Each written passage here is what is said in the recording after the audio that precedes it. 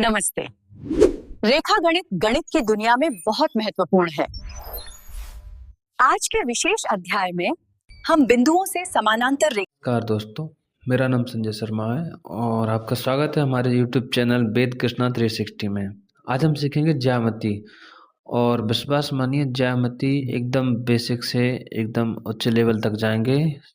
आपको बस धैर्य के साथ पढ़ते जाना है और एक एक चीज़ आपको समझ में आएगी। जो भी आपके डाउट हो आप वीडियो के कमेंट में कर सकते हैं। चलिए बिना समय गवाए शुरू करते हैं। सबसे पहला बात आती है बिंदु या पॉइंट। किसे कहते हैं? जिस आकृति की लंबाई, चौड़ाई और ऊंचाई को नहीं मापा जाता उसे बिंदु कहते हैं। एक बार फिर से सुन लें। जिस आकृति की लंबाई, चौड़ाई और ऊंचाई को नहीं मापा जाता उसे बिंदु कहते हैं। मतलब एक पॉइंट रख दिया, ये बिंदु है, ना तो इसकी कोई लंबाई है, ना इसकी कोई चौड़ाई है, ना इसकी कोई ऊंचाई है। इसको दर्शाने के लिए बिंदु ऐसा ए लिख के कर देंगे। अगले है लाइन या रेखा। तो एक रेखा अनंत बिंदुओं से मिलकर बनी होती है। जैसा ये एक बिंदु है, ऐसे अनंत बिंदुओं को मिला दो तो एक रेखा अनंत बिंदुओं से मिलकर बनी होती है तथा इसकी केवल लंबाई होती है। इसकी केवल लंबाई होती है, ना तो इसकी कोई चौड़ाई होती है, ना इसकी कोई ऊंचाई होती है। इसकी केवल लंबाई होती है और एक रेखा का कोई भी अंत बिंदु नहीं होता। अगर हम इसकी परिभाषा लिखें तो कैसे लिखेंगे? एक रेखा अनंत बिंदुओं से मिलकर बनी होती है तथा इसकी केवल लंबाई होती है। इस प्रकार एक रेखा का किसी भी तरह का कोई अंत बिंदु नहीं होता। मतलब ये रेखा को दर्शाएंगे, ये इस साइड जा रही है, ये बी तरफ जा रही है, लेकिन इसका कोई अंत बिंदु नहीं है। ये भी नहीं पता कहाँ से आई है, कहाँ जा रही है।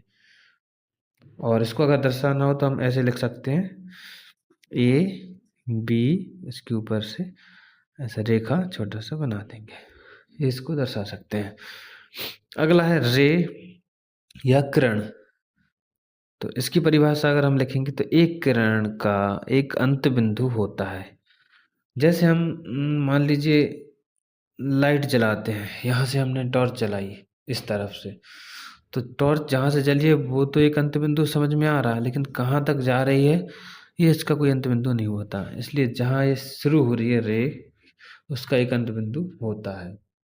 तो इसका सीधी सी परिभाषा है और इसमें कोई कठिनाई नहीं होगी।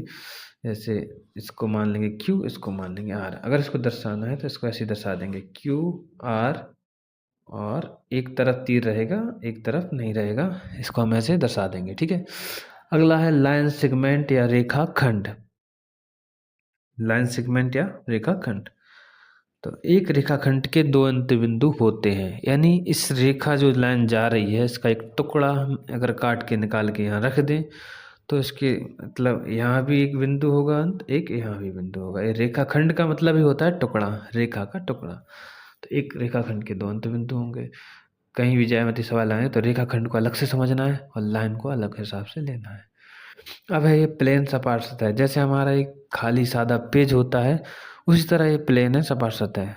यानी इसकी ना तो कोई मोटाई होती है और ना ही कोई ऊंचाई होती है। जैसे 2D आकृति हम बनाते हैं सेम वैसा ही है। यह दो आयामी सतह है। इसकी परिभाषा आप इस तरह लिखिए, यह एक दो आयामी सतह है जिसकी लंबाई चौड़ाई दोनों है, लेकिन इसकी ऊंचाई नहीं है, ना ही इसकी कोई मोटाई। मोटाई ही ऊंचाई समझ लीजिए। चलिए अगला है परपेंडिकुलर लाइन या लंबवत रेखाएं।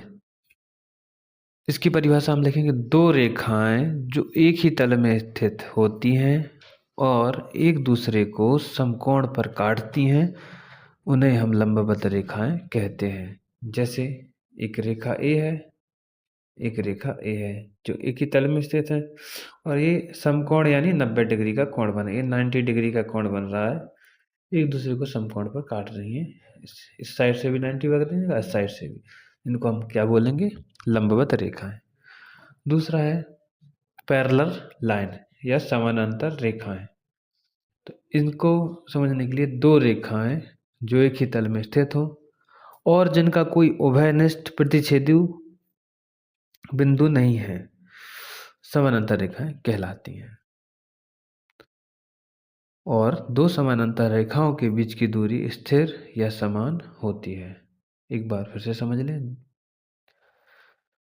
दो रेखाएं जो एक ही तल में स्थित हों और जिनका कोई उभयनिष्ठ प्रतिच्छेदु बिंदु नहीं हो, समानांतर रेखाएं कहलाती हैं। दो समानांतर रेखाओं के बीच की दूरी स्थिर या समान होती है। यानी इनकी यहाँ अगर दूरी 5 मीटर है तो यहाँ से यहाँ तक की दूरी भी 5 मीटर होगी। ये दोनों समान ही रूप से जाएंगे। अगर यहाँ 3 मीटर है तो इसकी इस छोड़ के भी 3 होगी। अब सवाल आ जाता है कि दो समानांतर रेखाएं, इसका बिंदु ए पे इनकी बीच की दूरी 8 है तो बिंदु बी पे इनकी बीच की दूरी कितनी होगी?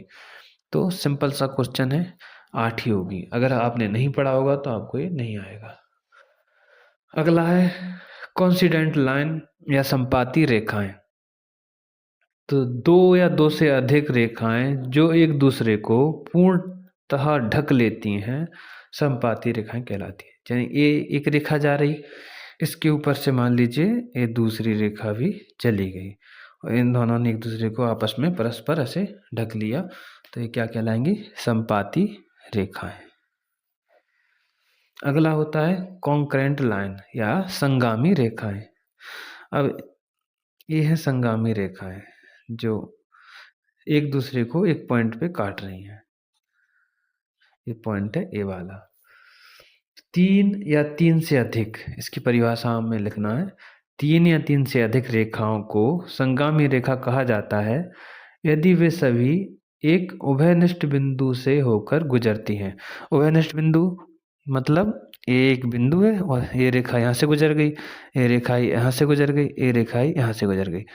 3 हो या 3 से अधिक हो और भी अधिक रेखाएं गुजर सकती हैं, ये संगामी रेखाएं। मान लीजिए ये रेखा गुजर गई तो ये एक बिंदु से होकर यहाँ गुजर रही हैं, ये सब संगामी रेखाएं कहलाएंगी। ठीक है। और अगला है कॉलिनर पॉइंट या संरेख बिंदु।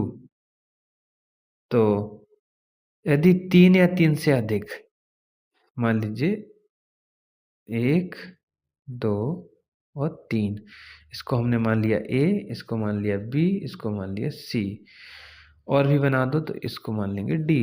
इस तरह यदि 3 या 3 से अधिक बिंदु एक ही रेखा पर स्थित हों तो वे संरेख बिंदु कहलाते हैं।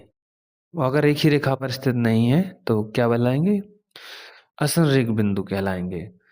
तो जैसे मान लीजिए एक बिंदु ए है, एक बिंदु ए है, एक बिंदु ए है, इसको एक्स वाई जेड भी मान सकते हैं। इसको नॉन कॉलिनर पॉइंट बोलेंगे, इसको कॉलिनर पॉइंट, इसको नॉन कॉलिनर पॉइंट, असंरेख बिंदु। तो शर्त क्या है? एक ही रेखा पर स्थित हो। मान लीजिए अगर एक रेखा है, इस पे दो बिंदु स्थिर हैं, तो बताइए क्या ये संरेख बिंदु होंगे?